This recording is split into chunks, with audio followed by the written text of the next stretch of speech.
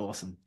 Karen, thanks so much for jumping on. It's awesome to obviously catch up and talk about your progress. Obviously, we've been working together for a little bit, but I was just recalling that I think you came in at like $500 a month or something small in compared to obviously today's standards where you're doing almost 20K a month. We're pretty close to it now, but just wanted to obviously commend you on all your work and obviously share some experiences through what you've done to obviously help some people out. So, I mean, I'd love to just kind of start, if you can even recall, it's probably a distant memory for you now, but yeah, where were things at? Like right in the beginning when we sort of started working together, where was the business kind of at, and what's it kind of like now to reflect back on it, what you were doing?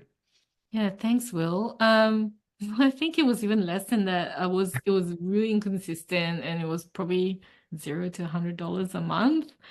And I had no clue whatsoever in terms of how to really run an ecom business. Like, as a consumer, you receive all these emails and you go, how do they do these things? How do they send all this email marketing and that sort of stuff? And I had no idea. So I was really flying quite blindly and just, obviously started working with you and got your blueprint and pretty much got opened up to the whole new world or the world of ecom and how to do things in the back. So yeah, so just I guess the first couple months used the time to set everything up and it's been running well since. Yeah.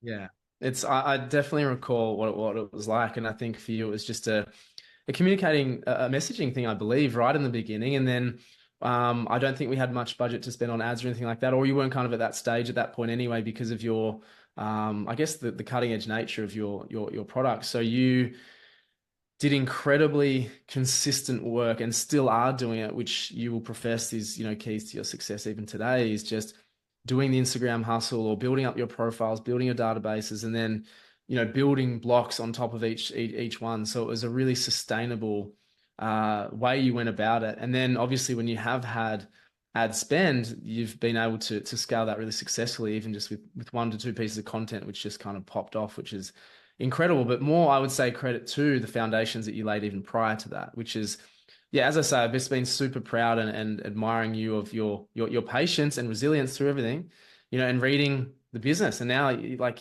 you have so much experience and so much, even we were just talking before about links between what is cause and effect that we talk about quite a lot. And Yeah. so it's been incredible. What do you think have been the main, what were the main things you started on in the beginning? Was it building the profiles, or what was it specifically So that I you got think the the first first thing little was boost like from? we tweaked a couple of things on the website and also on like Instagram in terms of what Mm, the business page looked like. Then it was just starting to, I remember you were saying, let's just start building your list of, you got to get to 100 people that you influences that you want to sort mm, of do reach out to. Um, yeah, and then started working on some of the email flows, like just the basic ones. So that was really the starting point. Updating the product pages, which didn't sort of, just was a bit messy and wasn't getting the information across a little bit. And at the same time, I think was working on like, just what the message was, or just getting really clear on, the brand and the product and who we were.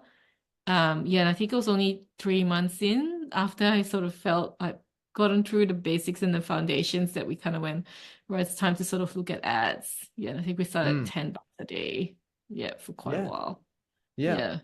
yeah. And I think again, like what a big key for you was just your, like honestly, just right from the beginning was just your attitude and commitment to learning. And it's just like, yep, this stuff that I'm going to be doing hasn't been done by me, for my business. So it's just like you had that really objective view of trusting the process and then being able to obviously measure. And then you get a few little wins here and there and you kind of see the results of your hard work. And that really compounds and builds. And like, as I say, we are just saying before, like what did you do? 80 orders the other day or something like that. Because and that's kind of normal for you now versus 8 to 10 like sort of a month right in the beginning, which is, yeah, it's insane. And obviously just talking about the next grand plans and getting obviously people to help you, which you've got a few now, but getting them probably more full time or more consistency with it and looking for spaces and things. So it's that next kind of evolution of the business, which is no more serious than when you start a business anyway, but things are bigger, the risks are bigger, the costs are bigger. And so it's those new sets of challenges. You've got incredible validation and an incredibly engaged audience right now, which is arguably the hardest thing to get.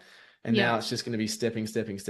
And we've already seen, obviously, I think you mentioned, yeah, your first 1,000 orders was a couple of years, and then, a couple of months, the next one, and then, shorter periods of time. And so, yeah, you're going to continue to exponentially, grow and come into the back end of this year as well. So Yeah. extremely proud of you, Karen. It's been amazing. Is there anything that you'd sort of say to people who are doing it on their own, lost and confused, overwhelmed? Is it something that you consciously did in terms of looking for help, or what was helpful for you in terms of when you felt kind of stuck or overwhelmed or just not sure? Well, I think I was trying to do it by myself for quite a while, for Mm, 2 years. And then I just kind of got to a point where I was like, yeah, this is not working. Like, if I want to do this seriously, I've got to get some guidance and mentoring. So it's like best investment ever. Working with yourself, Will. mm, And I think the other thing is for me, it's just consistency. It's always there's always the sort of tendency to try and compare yourself to others, or sort of like, oh well, why am I not going as quick as them? And that's all, it's always there, but just sort of really controlling and managing your mind and just focusing on your own path. And for me, a lot of it's linked to my own personal health journey too. So just making sure that I'm working at my pace, and if that means I go at my own success rate, and that's also fine. Yeah, so yeah, not comparing myself to anyone else. Yeah, it's really important. I think that's massively important. Absolutely. Being able to run your own race and also delay potential gratification. And that's what I think, a big turning point, certainly for yourself, but certainly I think, which I've kind of reframed into the program, is we measure our success or our wins by what our inputs, our leading metrics, and the results and the lagging metrics take care of themselves. And we don't know if it's going to take a week, a month, a year, but it will come if we follow that process. And, you've been at it and building that momentum for a significant period of time now. And it's just so nice to see that, come to fruition. Yeah. It's super, Yeah, I super still can't exciting. believe it at times, but that's all good. Like, yeah. Yeah, it's incredible. So massive congrats. It's awesome to just recognize and reflect, because obviously we're always trying to look forward and whatnot, but it's really nice to sit back and just acknowledge it. So yeah, massive well done. And obviously thanks for sharing that. I'm sure that's useful for some other people. So thank you. Thanks, Will. Awesome. Now,